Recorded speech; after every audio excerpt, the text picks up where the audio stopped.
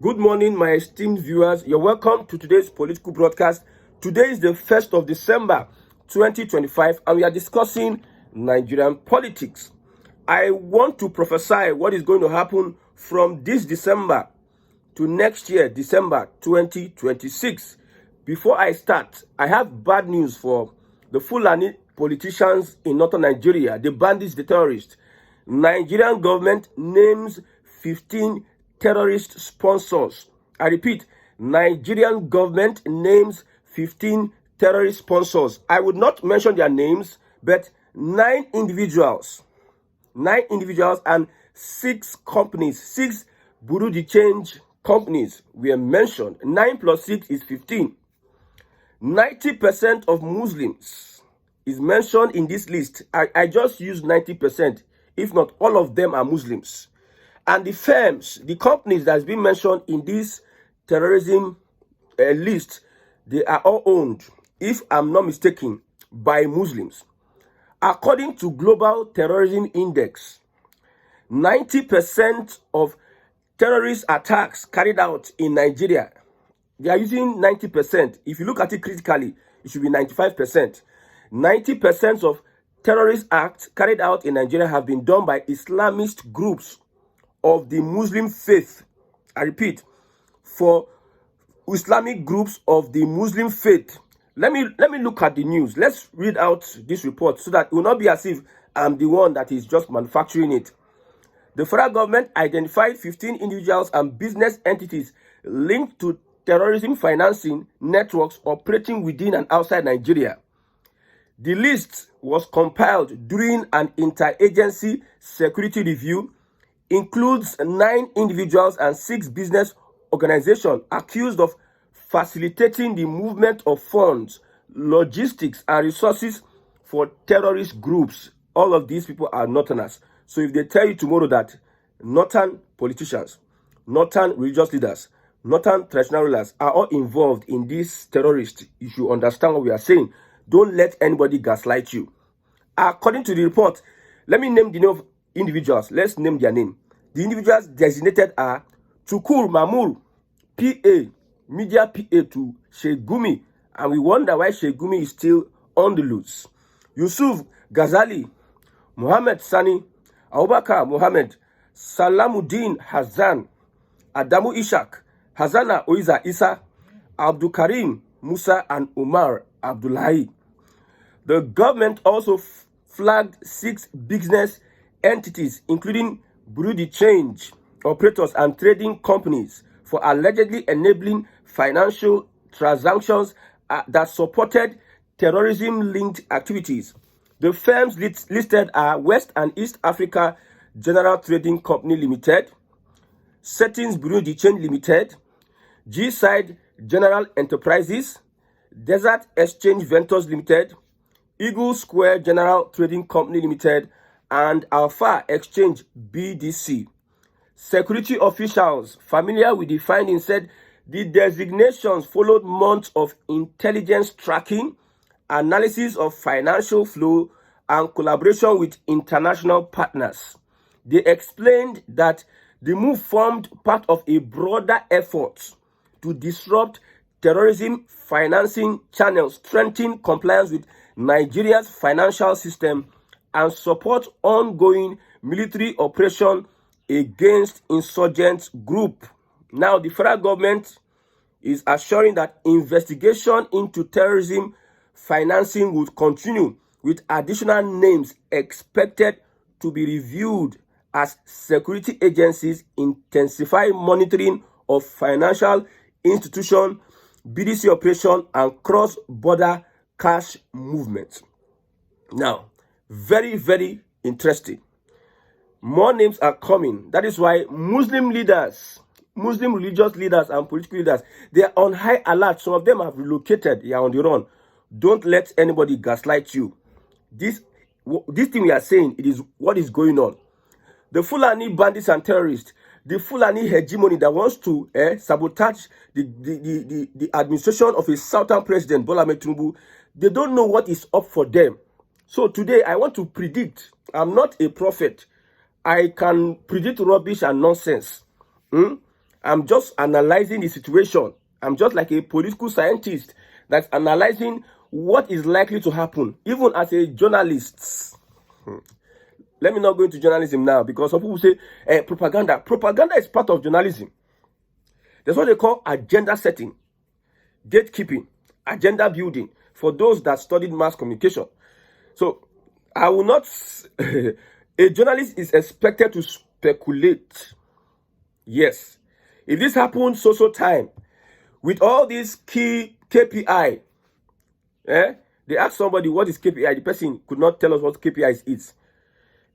Indicators.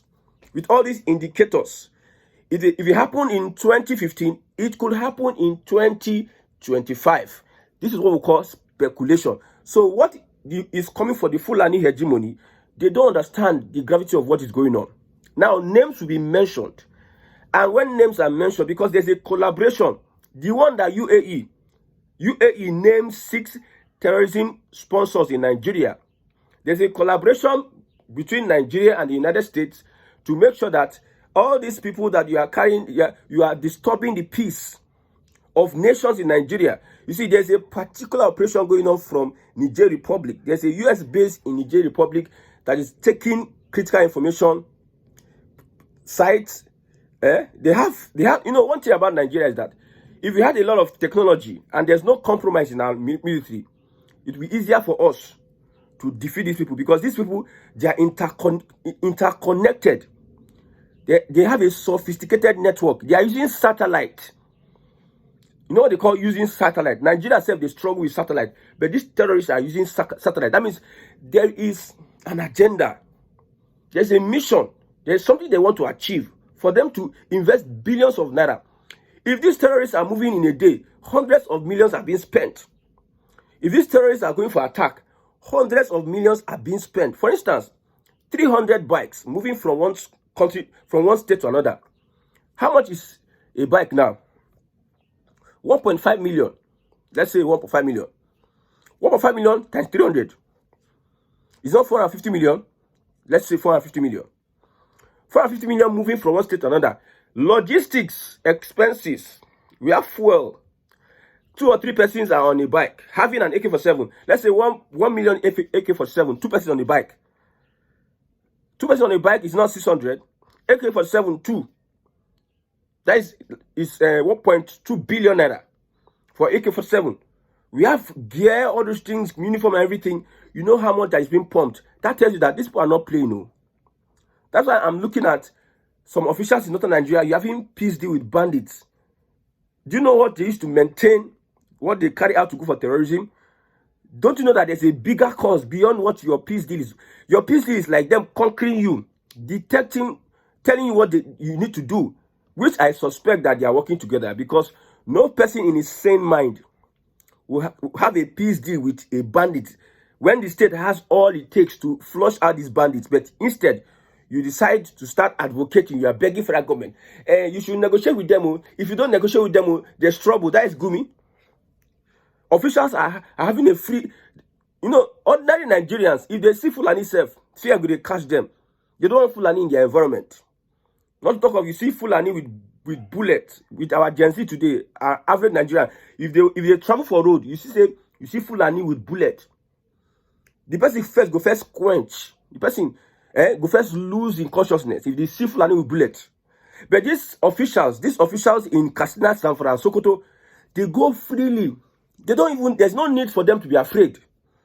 Gumi will tell you that I know where they are. He knows the boys better. He can speak for them. He doesn't be afraid. These are the people you are dealing with. So as it is, there's a collaboration. Intelligence information is being taken. We are going to where they are, because technology and technology is being taken. They are taking the positions where they are. And let's see, because usually United States don't really share their intelligence with the Nigerian government, because sharing intelligence with the Nigerian government, we have people that are inside the government that will sabotage that intelligence, that will pass on the intelligence to the bandits. That's why the bandits, they have confidence. They can do things and undo things anyhow.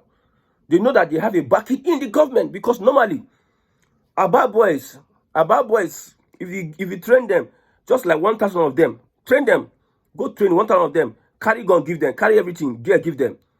You go enter inside the bush, you go flush those guys.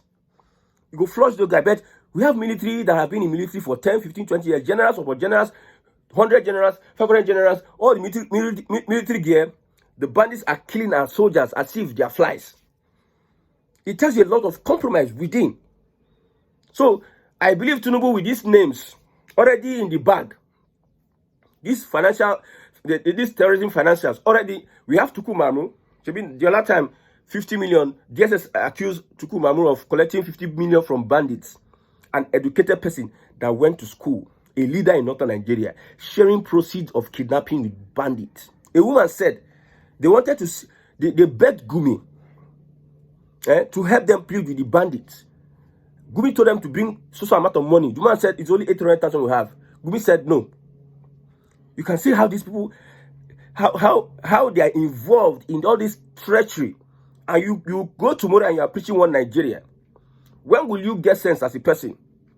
I have said it that one Nigeria would have been the best thing if we don't have these people trying to, you see, we don't have these Fulani people in our midst. This Fulani element, this cancer, one Nigeria would have been the best. You know why? Let me tell you.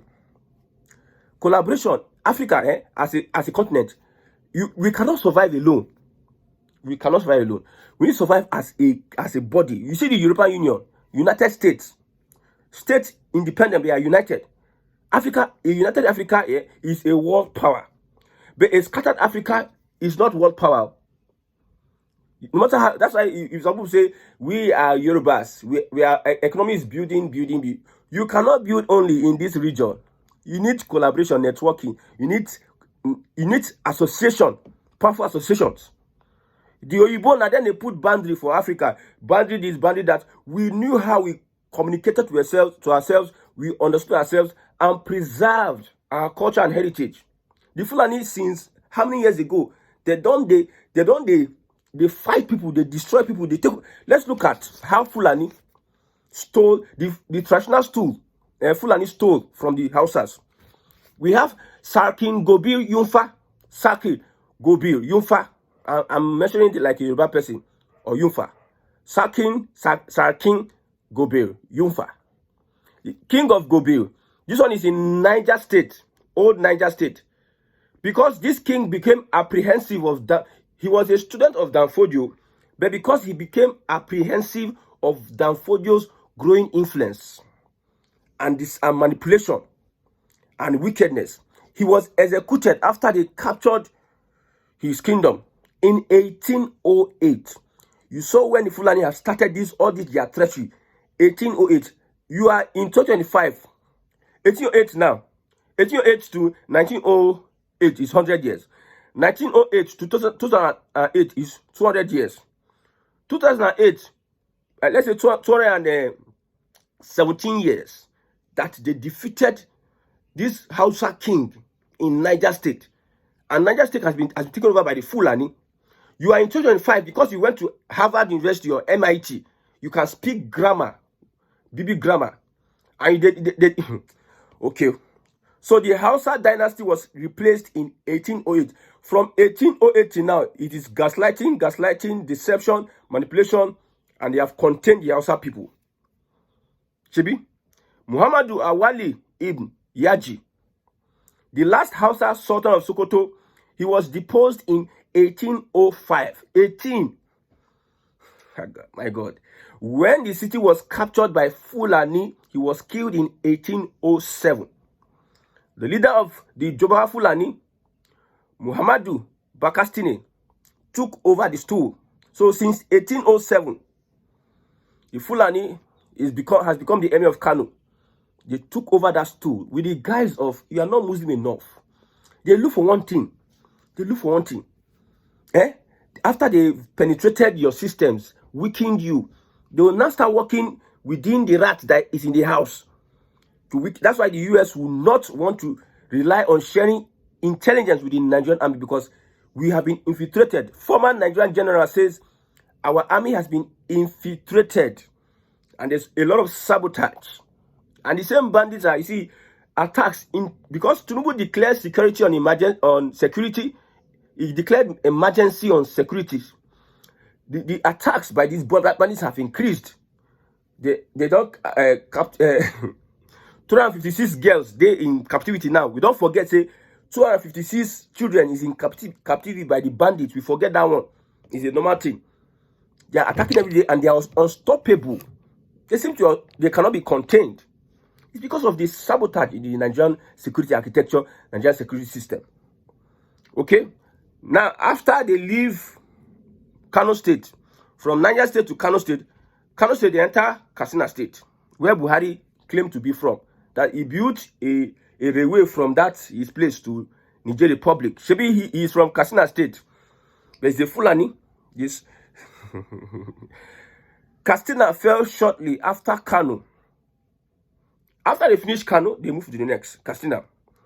And its Hausa rulers were replaced by Fulani emirs. When you hear Sarkin, it's Hausa. When you hear emir, it's Fulani. Starting with Umaru Dalage. Umaru Dalage, after they finished off the people of Kano State, they entered Katsina State. Now in Zaria State, these states are Hausa states. The Hausa ruler Sarkin Zazan of Zaria was deposed when the kingdom was captured in 1808. He escaped to Abuja where he re-established his own emirate. They chased him from Zaria to Abuja, which is known as the Suleja Emirate, while a new Fulani Emirate was established in Zaria. Hausa people then sit down where they balance themselves where they know all these things are happening, but they are looking like Mongola. Maybe the land is not important to them. They like to be slaves. They like to be slaves. I told you that if you're a Yoruba person, you don't have a land attached to your Yorubaness. You are a lost cause. You are lost forever and ever, according to Oluwa 1. If you're an Igbo person, you cannot point to your father's land, where you from, your land. There's a boy that got lost in I think Indonesia. He said, if my father is Igbo, who is your father? Why you call his name? He just called one name. They started tracing. It's difficult to find who your father is in Soso Anambra State. If the boy cannot identify his father's house, he's a lost cause. Nobody will see him as an Igbo person because you don't have a root. The Fulani will come into our land, take over your roots, and you'll be laughing, be speaking the big grammar. We are Hausa Fulani, Islam, this and that. Stay there, make paper they enter your eyes. I go the red, go to say na better thing. Okay, many others, and they are still doing so. Look at what happened with Afonja and Alimi in Kwara State. They now installed an emir where they originally should have installed an Oba. And your Yoruba politicians are opening teeth with their Fulani politicians while they are systematically taking over your land. And you think that is laugh. When it reach time, when they have that enough power to overcome you, they will now send you the real message. Because it seems people don't understand the Fulani at all. Tinubu is not taking a step ahead of trying to balkanize them, push them into the Sahel. And they are also fighting back. I'm predicting Tinubu is winning next election. The Fulani through the ADC do not beat Tinubu. Say goodbye to the Fulani political class in Nigeria. The level where they are, it will come down a bit. Southerners, I have said it consistently. I will repeat it in your ears. Southerners will be more powerful politically. You'll be shocked that somebody will rise up in the place of Bola Ahmed Tinubu in Southwest. And the Southwest will have some other political gladiators that will rise up. And they become popular in Southern Nigeria. And their popularity will spread over the Middle Belt. You'll be shocked that the Middle Belt itself will align with the southern part of this country. And many states will be calling for, let's join the Southwest. You will be surprised that there will be uprising of the Hausa people against the Fulani people. I'm not a prophet. I'm just telling you my speculations. I've understood the trends and I'm telling you what will likely happen. If it doesn't come to pass, you will not cut my neck. But I know that if you have been listening to me for a very long time, you understand that at least 50% of what I've said, it resonates with what is going on today. I told you that Tinubu is going to align Southern governors. He had not done it then. And I told you this was going to happen because it's not because I saw vision or I'm seeing dream or I'll be prophet. It's because I saw the movement. I I have studied this kind of person Bola Ahmed Tinubu was, and what he did in Lagos State, the same thing he is repeating in Nigeria. My brother, he is going to rule for 8 years. That is number one. And number two is building a political empire that even after he is not there, his influence will be felt in the next 5 years in Nigeria. But you know, Nigeria is more complicated. It might just be 4 or 5 years that his influence will be felt, like maybe in the first tenure of the person is going to put as Nigeria's president. That's how the system is. And you see, restructuring, the North will be very, very weak and not that powerful. The only thing in Northern Nigeria can use to fight is through terrorism. There's nothing they can offer. There's nothing. Politically, there's no creativity that they can bring. There's no revolution they can bring. It's only terrorism that the North can use to fight back. There's nothing else. Terrorism and rigging elections, hijacking political power. There's nothing that the North can bring to the table.